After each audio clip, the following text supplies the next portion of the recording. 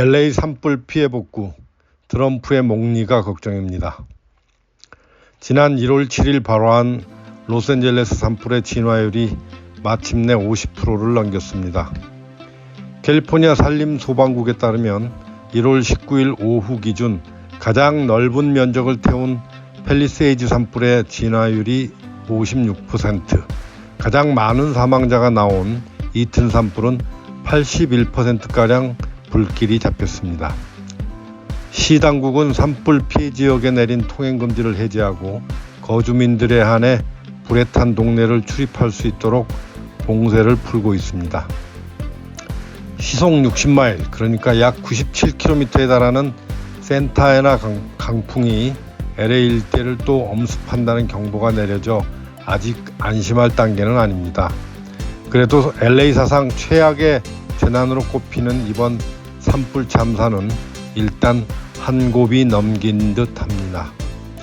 무엇보다 피해 복구가 최우선적인 과제로 떠오릅니다. 길게는 수십 년간 몇 세대에 걸쳐 살아온 동네와 집이 잿더미가 됐으니 산불 이전의 상태로 원상 복구할 일은 난망하기만 합니다. 거의 불가능할지도 모르겠습니다. 집을 새로 짓고 공동체를 다시 조성하는데 5년이 걸릴지 10년이 걸릴지 도무지 가늠할 수가 없습니다. 어떤 이재민의 말 맞다나 집은 다시 지을 수 있을지 몰라도 예전 같은 일상생활은 결코 회복할 수 없다는데 동의할 수밖에 없습니다. 상실의 아픔과 고통이 고스란히 트라우마로 남아있는 한 산불 이전과 이후는 결코 같아질 수 없다는 것입니다. 재건이라는 의미의 리빌딩이 구호처럼 내걸리고 있지만 아직도 검푸른 연기가 풀썩거리는 집터에 주저앉은 이재민들에게는 그저 공허한 소리로 들리지 않겠습니까? 아직은 절망의 늪이 너무 깊어 나무 토막 하나도 집어들 기운이 없는 이재민을 달래보려는지 당국은 갖가지 현실적인 구제 방안을 내놓고 있습니다. 엊그제 개빈 뉴섬 캘리포니아 주지사는 화재 피해 지역의 주택 소유주들에게 주택담보대출금 상환을 3개월 연기하는데 은행들이 동의했다고 발표했습니다. 4월 15일까지 해야 하는 소득세 신고도 10월 15일까지 늦춰준다고 하더니 아예 내년 4월에 해도 된다고 생색내더군요. 보험회사들이 산불 등 자연재해가 잦은 캘리포니아의 주택보험 시장에서 철수하면서 LA 지역의 주택 10채 중 한 채꼴로 보험이 없는 상황에서 이번 산불 피해 지역의 보험 처리 여부도 관심사로 떠올랐지요. 그나마 캘리포니아 주정부가 운영하는 일종의 공영 손실보험인 페어플랜이 어느 정도 주택 자체는 커버해주고 보험 가입을 거부했던 대형 보험사들이 이재민을 대상으로 보험 청구를 할 수 있는 길을 열어주고 있어 사회적 쟁점으로 번지지는 않고 있습니다. 참고로 LA 산불로 인해 보험으로 보상해줄 손실 규모는 약 200억 달러에 달하는 것으로 추산되고 있습니다.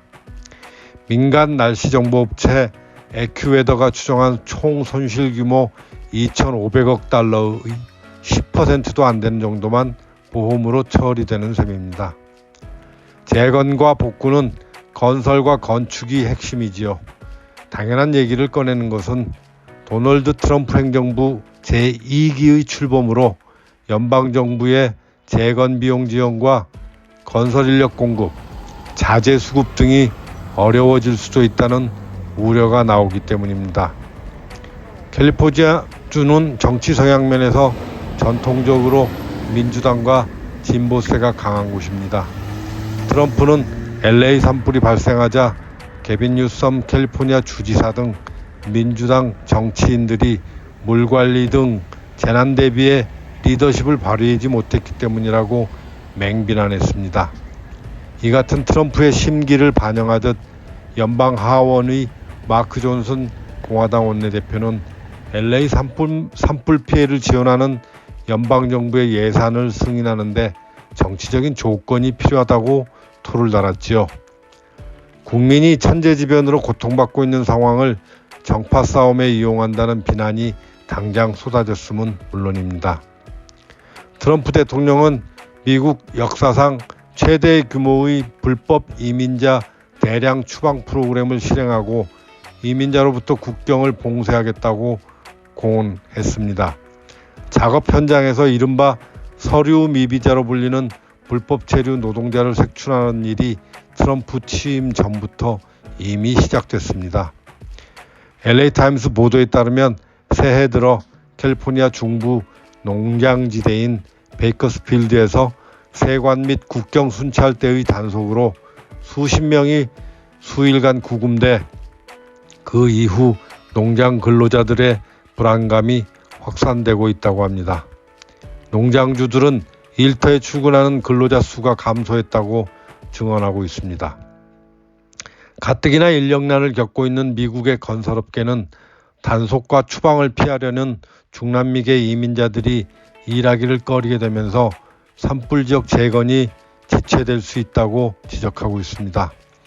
전미 주택건설업협회에 따르면 캘리포니아 건설 노동자의 41% 이상이 이민자로 추정되고 있습니다. 그 가운데 30%가량이 불법 체류 노동자라는 통계가 있습니다. 트럼프 행정부의 관세 정책도 건설업계의 자재 수급에 걸림돌이 됩니다. 전체 주택 건설 비용의 약 15%를 차지하는 주택 건축 자재 중 가장 큰 비중을 차지하는 목재는 주로 캐나다와 태평양 북서부에서 공급됩니다. LA 지역 화재로 16,000채 이상의 주택과 건물이 소실되거나 파괴되는 피해를 입었습니다. 피해 건축물 중 상당수가 단독주택으로 재건축이 필요한 주택은 최소 1만여 채로 추산되고 있습니다. 이는 최근 몇 년간 LA에서 매년 새로 짓는 주택의 약 2배에 달하는 수량입니다. 미국의 신규 주택 건설에 사용되는 목재의 30%가 캐나다산입니다. 반덤핑이 적용되면 올해 말 관세가 2배로 늘어날 수 있고 여기에 트럼프가 공언한 25%의 관세를 추가로 부과하면 캐나다산 목재에 대한 수입 관세는 전체적으로 50%를 넘을 수도 있습니다. LA 산불이 꺼져가는 상황에서 피해 복구를 위한 절차와 노력이 트럼프 행정부와 캘리포니아주의 불편한 관계 탓에 자칫 이재민을 상처에 소금을 뿌리지는 않을지 또 걱정스럽습니다.